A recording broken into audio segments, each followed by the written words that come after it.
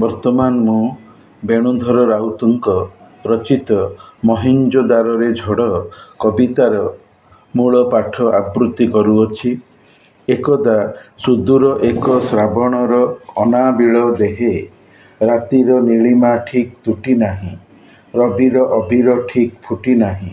ମହେଞ୍ଜୋଦାରୋର ଜନ ବିହ୍ୱଳିତ ଶେଷପ୍ରାୟ ତନ୍ଦ୍ରାର ସେନେହେ, ସୀମନ୍ତର ଆଲିଙ୍ଗନ ଅଭିଳାଷୀ କଦମ୍ବ ସପନେ। ସୁବର୍ଣ୍ଣ ଶୀତ୍କାରେ ହସେ ଶାଣିତ କମ୍ପନେ, ଚକ୍ରବାକ ଡେଣା ମୂଳେ ମୂଳେ, ଜାଗି ଅବା ଜାଗି ନାହିଁ ଉଡ଼ିବାର ବ୍ୟଥା। ଦିଗନ୍ତର ବନ ଚୂଳେ ଚୂଳେ, ଲାଗି ଅବା ଲାଗି ନାହିଁ ଉଦୟ ବାରତା।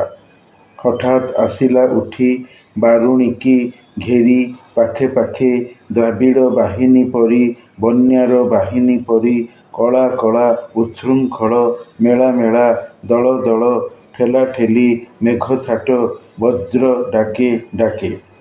ବିଦ୍ୟୁତର ବିଦ୍ୟୁତିରେ ବିଞ୍ଚି ବିଞ୍ଚି, ମେଞ୍ଚା ମେଞ୍ଚା ରାତି, ଦଳି ଦାଳି ମିଠା ମିଠା ସମାସନ୍ନ ଉଦୟର ତାତି।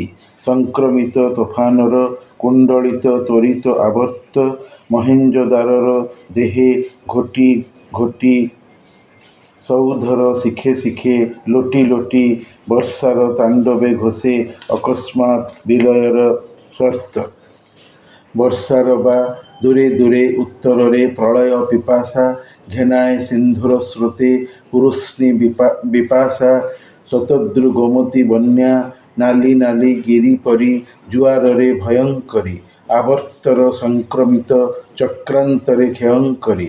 ଫେଣର ମୁକୁଟେ ରୁଦ୍ର ବିପୁଳ ଅନନ୍ୟା, ହୁଏତ ଏ ତୋଫାନର ଥାଟେ ଥାଟେ ସିନ୍ଧୁର ସେ ସ୍ୱୈର ବନ୍ୟା। ବନ୍ୟ ବନ୍ୟା ମିଶିଯାଏ ମହେଞ୍ଜୋଦାରୋର ଆଜି ଇତସ୍ତତ ଦୃଷ୍ଟି ଘାଟେ ଘାଟେ। ଜଳି ଉଠେ ଭାଗ୍ୟଲିପି ଅସ୍ତିତ୍ୱର ଚରମ ବିଦାୟ। ବନ୍ୟା ଝଡ଼ ଚହଳରେ ଆର୍ତ୍ତ କଣ୍ଠେ ପୁରେ ପୁରେ, ପୂରି ଉଠେ ସ୍ତୁତି ବ୍ୟର୍ଥତାର ବହଳରେ।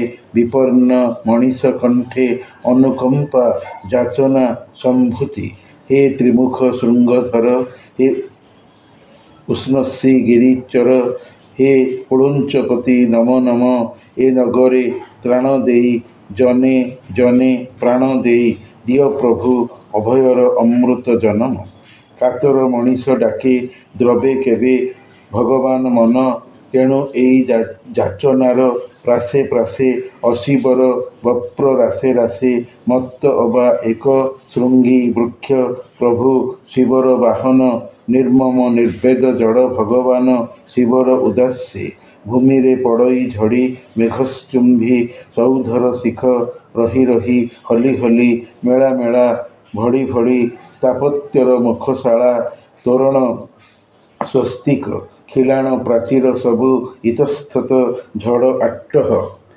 ଝଡ଼ି ପଡ଼େ ଝଡ଼େ ଫୁଲ ପରି, ସପନର ଝଡ଼େ ଭୁଲ ପରି, ଉଷାରେ ତାରକା ପରି, ଆଶାରେ କରକା ପରି। ଭଙ୍ଗା ଭଙ୍ଗା ପୁରେ ପୁରେ ମଣିଷର ସମାଧି, ଓ ଚତ୍ୱରେ ଚତ୍ୱରେ, ପଥେ ପଥେ ସ୍ଥାପତ୍ୟର ସ୍ତୂପ ସ୍ତୂପ। ବିକଳ ବୃଦ୍ଧରେ ନଗରର କେଳି ଆଉ ସ୍ନାନସର ହୋଇଯାଏ ପୋତି। ଝଡ଼ ବର୍ଷା ବତାସରେ, ବନ୍ୟା ବଜ୍ରେ ହତାଶରେ, ନିଭିଯାଏ କ୍ୱଚିତ୍ ବା ଅବଶିଷ୍ଟ ଜୀବନର ଜ୍ୟୋତି। ଭ୍ରୂଣ ଉଦୟରେ ମାରି ଘାରିଛି ଏ ସ୍ୱୈର ଝଡ଼େ, ମହାକାଳ ରାତି।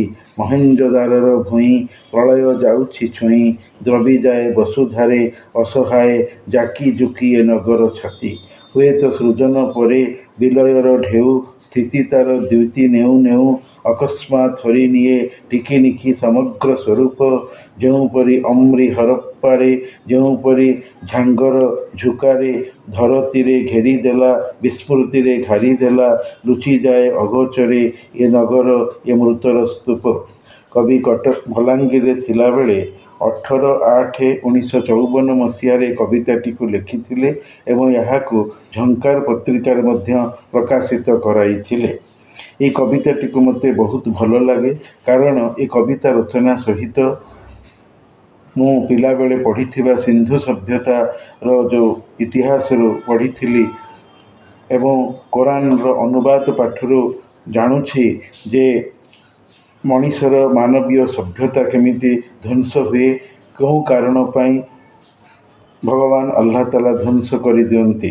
କାରଣ ଭଗବାନ ଆଲ୍ଲାହ ତାଲା କହିଛନ୍ତି, ମୋ ଛଡ଼ା ଆଉ କେହି ଉପାସ୍ୟ ନୁହନ୍ତି, ମାବୁଦ ନୁହନ୍ତି, ପୂଜାଯୋଗ୍ୟ ନୁହନ୍ତି। ଆଲ୍ଲାହଙ୍କ ପାଖରେ ଇସଲାମ ହେଉଛି ଧର୍ମ। କୋରାନରେ କୁହାଯାଇଛି, ଇନ୍ନା ଦୀନା ଇନ୍ଦାଲ୍ଲାହିଲ୍ ଇସଲାମ। ଆଲ୍ଲାହଙ୍କ ପାଖରେ ଇସଲାମ ହିଁ ଧର୍ମ।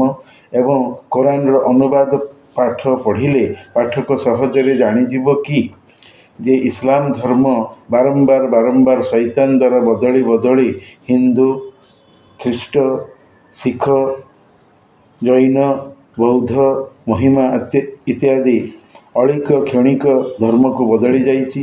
ଯେଉଁ ଧର୍ମର ଆବଶ୍ୟକତା ମଣିଷର ବଞ୍ଚିଥିବା ଜୀବନ ପାଇଁ, ମରିବା ପରେ ସେହିସବୁ ଧର୍ମକୁ ନେଇ ମଣିଷ କଦାପି ସ୍ୱର୍ଗ ସୁଖର ଭାଗୀଦାର ହୋଇପାରିବ ନାହିଁ। କାରଣ ସେ ଧର୍ମଗୁଡ଼ିକ ଶୈତାନୀ ଧର୍ମ। ଇସଲାମ ହିଁ એકમાત્ર ଆଲ୍ଲାହକୃତ ଧର୍ମ ଏବଂ ଏହି ଶୈତାନୀ ଧର୍ମ ହିଁ ଶୈତାନ ଦ୍ୱାରା ପରବର୍ତ୍ତୀ ସମୟରେ ବଦଳି ହୋଇଯାଇଛି।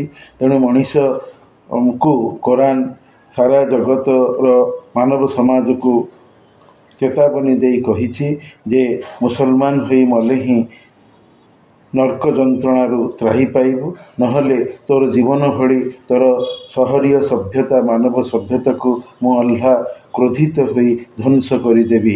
କାରଣ ମୋର ହୋଇ ମଣିଷ ରହୁନାହିଁ, ନିଜର ହୋଇ ରହୁଛି, ନିଜର ପୂର୍ବଜଙ୍କର ହୋଇ ରହୁଛି, ନିଜର ମନକୁ ମାନିକି ରହୁଛି, ମୋର ଆଦେଶକୁ ମାନୁନାହିଁ।